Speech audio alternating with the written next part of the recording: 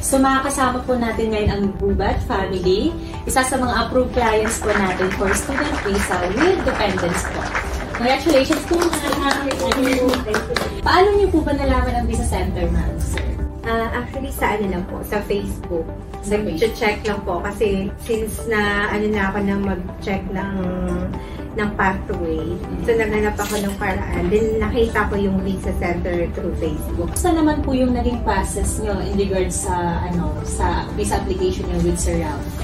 Wala pong problema. Actually, very po sila accommodating, especially si Mr. Chris. Kasi siya po yung una before si Mr. Ralph. So, nakakausap ko si Mr. Chris. At talaga siya, pasensyoso siya. Lagi niya akong tinutulungan sa lahat ng queries ko. And then, sinorward niya na kay Mr. Ralph, our processing officer. So, very accommodating din po. Sa lahat naman po na kailangan namin, tinutulungan niya. They guide you all throughout your visa application po. Ayan, thanks to them. And how about po you, sir?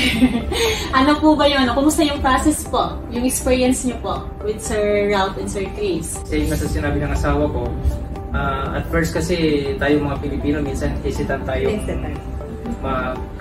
mag-inquire sa mga agency kasi minsan we thought na may scam, right? But no, we're encouraging you sa mga kababayan natin na gustong mag-Canada or mag-Australia, pumunta na kayo dito sa Visa Center International. Hindi sila scam, legit sila. Legit po. Kami yung magpapatunay nun. Ano po yung message nyo para sa mga kababayan natin na interesado rin mag-student visa o mag-migrate going to Canada po? Yun po.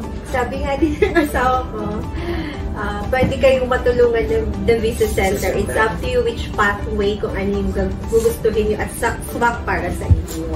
So, check nyo lang po sa kanila. They will help and guide you. Ayan. So, excited na kayo. Mag-Canada niyan. Ang mga kids. Ayan. Anyway po, congratulations po again sa inyo.